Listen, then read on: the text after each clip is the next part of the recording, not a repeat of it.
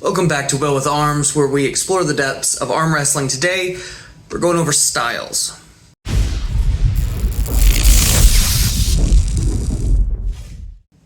So in arm wrestling, there are two kind of primary styles. There is what's known as inside arm wrestling, and then there's outside arm wrestling. Within those, think of those as like umbrella terms. There's a lot of variation. So what we're going to be going over, though, is basically the four primary styles, two inside, two outside, that as a new arm wrestler or a new athlete, or maybe someone who's been in the sport for a little bit but is still relatively new, like that within that year or two range, these are going to be the main things that you're probably going to want to focus on as a style to either lean into, sort of being your primary style that you focus on, but also these are styles that you should be practicing if you are part of a team or you're able to go to practice or you get any sort of table time. They are going to be eventually, if you are wanting to take the sport seriously, styles that you want to have in your arsenal, win conditions, if you will, within arm wrestling. So first off, we're going to start with inside arm wrestling, specifically the hook. All right, so the hook. The hook is an inside style move. It's considered inside because you are doing one of two things. You are either trying to just bring everything, your opponent-wise, inside to you. Okay, you're trying to get everything as close and inside, but to accomplish that, more often than not, you are also going to commit your body, your frame, closer to them, going more to the inside center line of the table. So you get pretty standard setup, and then on go, number one thing you're doing is you are going to be cupping, and then you are more than likely going to be supinating, right? Supinating, going back to that terminology video, it is when, if I'm right-handed, it is when my thumb goes to the right. I'm looking at my palm supinating, right? So on go, it's a big cup. You're probably going to supinate a little bit, and you are going to commit your frame to some degree, okay? Even if all that is just to shift in so that you can sort of sink into it a little bit better. You can also be more of a bicep dominant hook arm wrestler. Generally, you will see that with a dragging hook, where on go, it's a big cup. There's a commitment with the frame to some degree, but this elbow, it's a big lat drag. It's like this, and that tends to be more of a bicep dominant hook. You cup and you're coming in like this, and I'm kind of dragging everything back, still coming inside to my chest, but it's a bit more bicep dominant versus someone who will just sort of dive into it almost like they're about to go into a press. But they're really committing that frame more as a defensive stabilizer for their hook versus turning all the way in and at being a primary mover, right? So hook, very basic, very simple. Cup, some or a whole lot of supination. That is going to be kind of up to you. When I hook, I don't like to go completely palm up. That kind of kills my side pressure. But some guys like to really drag into that supination, but that's going to be kind of up to you. That's going to be the point of practice, is to figure out how much of a frame commitment to the hook you like to do, how much of supination you like to do. And if you're like me, I do like a really ugly, dirty high hook. So I'm also going to be cupping, supinating a little bit back, lat dragging, and then the moment I get to my position, I now can also pronate, right? Off of that as well. So a lot of the hook is going to be setting you up to kind of get to that lane that you're wanting to get to, your win condition in a match, whether that be full all-in dive or more of a high hook with a lat drag, right? And then maybe into a can opener, a pronation after the fact. But for you, someone new to the sport, your big focus is going to be cup, a little bit of supination, and then some version of frame commitment, whether that's you diving in a bit, whether that's you also just shifting not into a press, but you've got your shoulder behind, so it's just a very strong, sturdy, defensive frame commitment. The second of the two inside styles I wanted to go over is the press. Now, I specifically am talking about a supinated press or a chopping press. There's also the flop press. I would not advise any new athlete, sans, under 2 years, to be practicing a flop press. There's no reason to.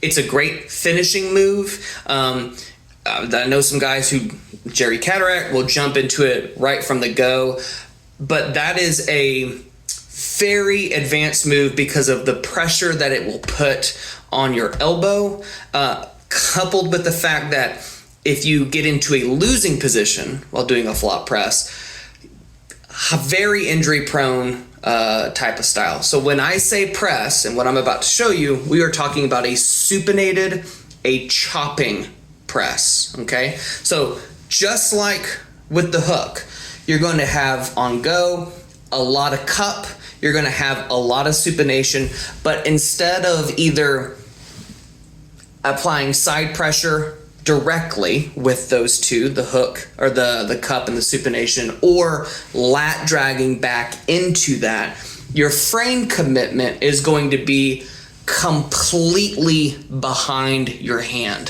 So like earlier when we were talking about how you can sort of defensively commit your frame to a standard hook where you're just sort of getting your shoulder behind your hand so it's there in case your defending hits in that hook. With a press, you are trying to get literally behind your hand, not just next to it. So on go, you are either going to just completely dive into this, and because of the name, a chopping or a supinated hook, you're sort of chopping down this way, big supination, big cup, and you're kind of chopping down, but your goal being to get into that position where you are directly behind your hand watching that center line for a shoulder foul. And then from there, you can either chop straight down, right? Let me get back here. You can either chop straight down into that press, or you can sort of work them this way and then go down. Keep in mind, a press is not something you have to jump into. It's a great finishing move. There are plenty of guys who are inside hook guys, and they sort of will work you over here. And if you're sticky, they then can start to transition to that press, right? And chop down into it. Next up is outside arm wrestling. The reason why it's called outside is more often than not, you are running to the outside of the pad, the outside of the table, okay? My body is generally moving away from my opponent more often than not. Within that, you have two main outside moves that as a new arm wrestler, you're going to want to start practicing and getting a grasp of, even if they're not your primary lane or your attack lane. These are going to be the two that you want to know. Specifically, a posting top roll up front. With that set up, the whole goal of a posting top roll is height, okay? Most outside arm wrestling is going to be attacking your opponent's hand, okay? More often than not, inside is going to be attacking your opponent's arm or their musculature. Really good inside pullers tend to just be stronger inherently than their opponent. Really good outside arm wrestlers aren't always stronger, but they have immense hand dominance. So that is the goal with outside arm wrestling. So first of those, so posting top roll. Your goal is height. You are trying to get up high as much as you can because you're going to want your knuckles when you get set up. We'll kind of use this one as just so that's the one you can see. You're going to want your knuckles higher up than your opponent because on go, it is just straight. It is straight back. It is a ton of posting pressure. It's a ton of up pressure and back pressure. You're trying to kick out to hit into your opponent's fingers, and you're trying to just open up your opponent's hand that way. And because of that, it's just very hand dominant. You are trying to roll out, and with these things, you're going to be posting up high. You're probably going to have a lot of back or lat drag, and you're going to be pronating. So unlike inside, that typically has more supination, outside arm wrestling is going to have typically more pronation. All right. So with a posting top roll, you tend to sit up a bit more up front, so you've got room to pull back on the pad. Knuckles nice and high, and then on go, you are rocking back. You are trying to post, okay, get height, rise. You are then rolling out, and you are pronating your opponent's hand. You are trying to make your opponent basically roll over, just get dumped, okay? And that is the goal of a posting top roll. Style number 2 in the outside arm wrestling styles is a low hand top roll. Mechanically, it's going to feel very similar to a posting top roll, but there are two major differences that you need to be focusing on as you learn this style and get used to it. Because if you go up against the guy who's going to low hand top roll you, these are the two differences you're more than likely going to feel during the match. The first thing is going to be, instead of trying to get as much height as possible in that setup, you're going to end up taking a lower grip, generally speaking. Not every low hand guy does this. Some low hand guys will grip as if they are going to post, and then on go, they will dump their wrist.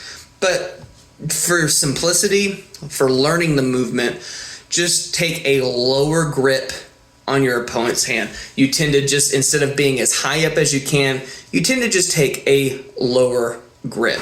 And the reason for that is, unlike a posting top roll, where my goal is to get as high up as I can, low hand is typically going to have a dumped wrist, hence the name low hand.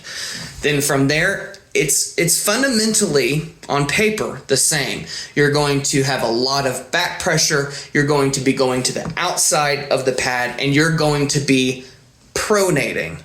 The difference here, difference number 2, is more than likely with a posting top roll, you are going to be pronating through your top knuckle, the knuckle closest to you. You're going to be rolling that as best as I can show. This knuckle right here, as I go, I am like getting that to my face. I'm trying to post into, almost like I'm hitting myself in the nose. With a low hand, your pronation either is coming through the thumb or the wrist itself, because you have dumped your wrist, you've given your riser so that you can just kick back into that pronation.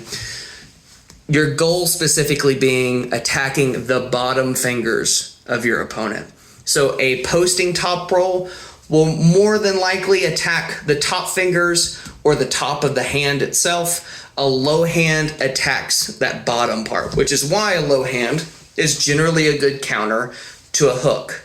You are hitting this just big kick out that then allows you to pronate through the back of the wrist and just drag this way. Giannis is a phenomenal example of a low hand top roller if you want to watch some videos. So, the last thing to be said on this topic, like I said, 2 styles per. You have hook and press for inside. You have a posting top roll and a low hand top roll for outside arm wrestling.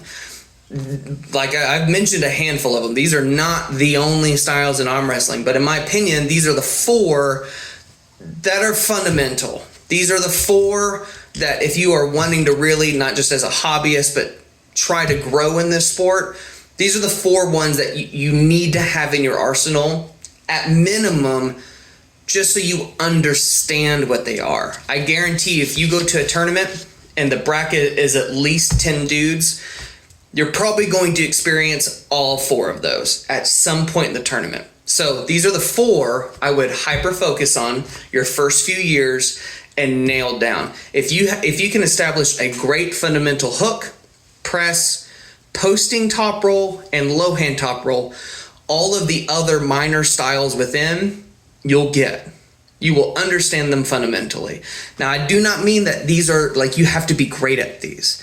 Most arm wrestlers are going to have one of these that they really, really just gravitate to because it's what their body naturally is good at doing, and that's their main lane. That's amazing. That's great. You still need to be practicing the other ones. You still need to understand how they work. So when someone approaches you at the table, you grip up and you notice that they start to slide their hand down. They're kind of moving to the front of the pad, and you can kind of already feel them trying to get some slack in the strap by kicking that wrist. You're like, oh, he's about to low hand me, right? You see some dude who's 6'6" walks up. He said he just plants his hand like this. You're probably going to get posting top roll, right? Smaller guy comes in. He sits sort of in the middle of the pad, you see, and he is already just loading. He's got his shoulder here, right? He's set up real close. He's probably going to try to set a hook. So it's important to know these four, even if that's not inherently your win con in a tournament or in a match.